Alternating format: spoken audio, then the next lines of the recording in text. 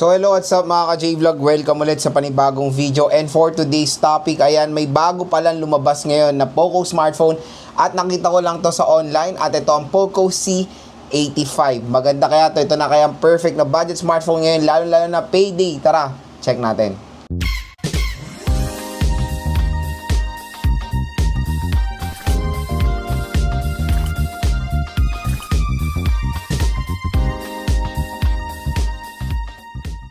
So yan, medyo may silent release tayo na smartphone today at ito ang Poco C85.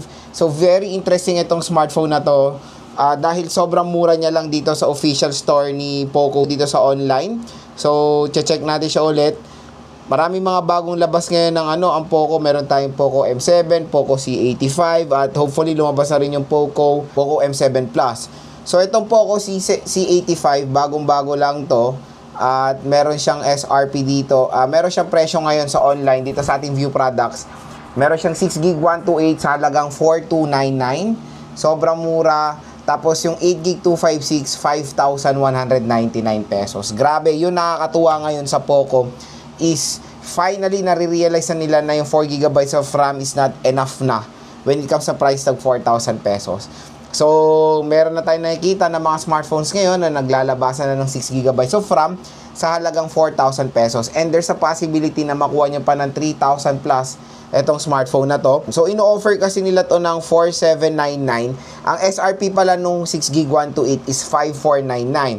So, pwede natin siya makuha ng 4,300. Tapos, yung isa is 6,499. Pwede natin siya makuha ng 5,200 pesos. So, sobrang mura. Again, below SRP lang tayo dito. Kaya i-click nyo na tong View Products natin para ma-redirect kayo sa bagsak presyo na Poco C85. At parang sinilent release ngayon to ni Poco. Nag-available siya ngayon sa online ngayong August 30, 2025. At dito sa video na to is first impressions natin to, first impressions review. Nagbibigay ako ng first impressions sa mga bagong labas sa smartphone, yung price specs, yung kanilang availability. And umorder na ako ngayon itong payday, kaya stay tuned lang dahil i-review, unbox, and game test din natin itong Poco C85. Ito po yung successor sa very popular din na Poco C75 na na-review and unbox and game test na rin natin. And still, yung Poco C75 available pa rin siya dito ngayon sa online. Okay, so usapan muna tayo sa specifications niya. So, ang pinaka-market ngayon ng Poco ng C85 is yung kanyang large display. Napakalaki na display na ito, 6.9 inches, IPS LCD display with a resolution of HD+, 720p, at naka 120Hz screen refresh rate naman itong device na to. Sa processor niya is MediaTek Helio G81 Ultra. Meron siyang 50 megapixel main camera ng 8 megapixel front-facing camera. Siyempre, since bare months na, naka Android 15 siya with HyperOS 2. At pagdating sa battery, very interesting. Buti na lang ito ngayon nakikita na natin sa mga budget smartphones today. Ang lalaki na ng mga battery capacity nila. 6,000 mAh na removable battery. At hindi lang yon, mabilis din siya. Mabilis din yung charging rate niya, 33 watt fast charging. So, syempre 4G LTE itong device na to. At yung design niya, complete redesign na sa compare sa kanyang predecessor, which is nasa square shape camera module na siya compared dun sa kanyang predecessor na circular camera module, diba? So, mas better for me itong design ngayon ng Poco C85 kasi parang nagre-resemblance na siya sa Xiaomi 14 na square shape camera module din. So yun mga J-Vlog, na nalaman nyo na yung price, specs, and availability ng Poco C85. Again, kung gusto nyo makakuha ng mura nyan at available yan dito sa ating View Products dahil may naghihintay sa inyong mga special voucher sa online. So i-click nyo na lang tong View Products natin dahil pag dyan kayo bumili, may voucher po na naghihintay para sa inyo.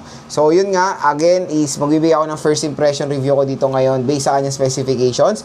Pwede naman tayo magbigay ng mga saloobin based sa specifications pa lang ng device kahit wala pa po yung smartphone. Pero no worries, nag-order na rin ako niyan ngayong August 30, 2025 para yun, gumawa na ako ng video para makatulong din sa mga nagde-decide na bumili ng isang murang smartphone. At syempre, pag clinic nyo ang View Products natin, may voucher pa na naghihintay para sa inyo. So, para makatulong talaga sa mga consumers to.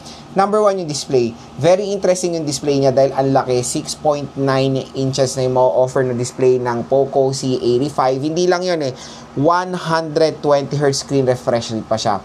So, kumbaga, itong smartphone na to, ang laki. Pag maglalaro kayo dito, manonood ng movies, kumbaga may enjoy nyo naman yung viewing experience nyo.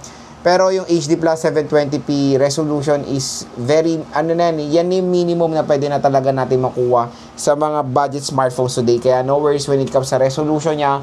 Okay pa rin naman yan. Okay yan. And the sad part lang talaga dito, I don't know, hindi pa rin sila nagta-transition sa punch hole. So, naka-notch display pa rin itong Poco C85 na dapat talaga naka-punch hole display na ang mga smartphones today. Kasi yun nga, tulad naman sinasabi ko sa ibang video ko, kung wala namang any cost, kumpletuhin yung bilog na yan sa notch display. Ay, gawin nyo ng punch hole, diba? Mas better yung viewing experience, hindi putol yung ating viewing, hindi putol pag ginagamit natin, diba? At mas prefer na talaga ng karamihan ng consumers yung naka-punch hole display na talaga. Pero again, bumawi naman sa ibang specifications, bumawi naman sa ibang side ang Poco C85 tulad na lang ng napakalaking display na itong device na to. Second, yung chipset niya. So, yung chipset niya is MediaTek Helio G81 Ultra. Again, yung chipset na hindi pumabagal na chipset yan. Marami na naman magsaside comment dyan na madidisappoint sa chipset kasi yan na naman daw. Again, okay lang gamitin yung chipset na yan as long as hindi mabagal, diba? So, yung chipset na yan is nakaka-handle yan ng pretty much ng mga modern games today sa high settings pa nga, including MLC, OD, Honor of Kings, Genshin, playable din sa G81 Ultra. At ang mas better kasi dito sa smartphone na to, mataas ng RAM at ROM na ma-offer niya. Wala na tayong 4GB of RAM, OLEDs na yan. Biruin mo 4,000 pesos, naka 6GB of RAM na at 128GB of internal storage. Yan na talaga yung perfect gamitin for gaming, especially for a budget smartphone. So, finally, si Poco, hindi talaga sila madamot pagdating sa RAM at ROM. Kumbaga, 6GB na talaga in-offer nila karamihan din when it comes to C75 din, which is mas better na yan. And for me, yan yung isang magiging buying factor ng mga consumers, especially sa mga competitors din ng Poco C85 ngayon sa market, tulad na lang ng Tecno Spark 40C, Itel smartphone, Realme smartphone na usually talaga naka 4GB of RAM lang sila. So, dito sa Poco C85, naka 6GB sa minimum yan kasi yung pinakamataas is 8GB 256 pa. So, Lods, ano ba? Better na ba ako dito or I'll go for the 8GB 256? Again, kung konti lang naman, I think 1,000 pesos lang naman eh. Kung ganyan lang naman kakonti ang idadagdag nyo, go for the 8GB 256. Pero again, hindi ko sinasabing hindi po maganda ang 6GB 128. Kung i-compare mo naman sa mga ibang brand, maganda ang 6GB 128 na ma-offer ng Poco C85. Sa camera naman, pagdating sa camera niya, 50 megapixel main camera siya, which is yan na rin naman din yung usually nakikita natin for an entry-level for a budget smartphone today. And let's hope na maganda ang performance nito sa camera. Kasi nadala na ako sa Xiaomi and Poco when it comes sa mga budget smartphone nila na meron matataas na megapixel tulad na lang ng A5 and C71 na 32 megapixel kuno pero ang pangit ng quality. Pero again, let's try sa full review natin. Hopefully, mabigyan ng justice yung 50 megapixel camera nitong smartphone na to. Next, mga ka-J-Vlog, yung battery. I think ito rin yung magiging major advantage nitong Poco C85 sa mga competitors niya. Napakalaki ng battery. So, ito nakakatuwa ngayon sa Poco. Ang lalaki na ng battery ng mga smartphone nila. Meron silang 7,000 mAh battery, which is sa Poco M7. Ito sa Poco C85, 6,000 mAh. For a price ng 4,000 pesos, 6,000 mAh, napakakunat po ng battery na yan. Tapos tinero naman pa ng 33 watt fast charging. Win-win na tayo sa ganyang charging rate. Kumbaga, mabibigyan kayo neto ng isang very convenient na charging rate when it comes sa 6K battery. At for me, yan na talagang at least minimum na pwede na natin makuha pag 6K battery ang iteterno mo, even for a budget smartphone. So again, mabilis po ang charging rate niya, no worries. Kaya kung interested kayo dito sa Poco C85, for me, napakaganda, specs pa lang yan. Hindi pa natin nakukuha ito sa full review. Pero again, umorder na ako nito at kung gusto nyo makakuha ng mura nito with a voucher, i-click nyo na lang itong view products natin dito sa gilid ng ating video para ma-redirect kayo sa bagsak presyo ng Poco C85.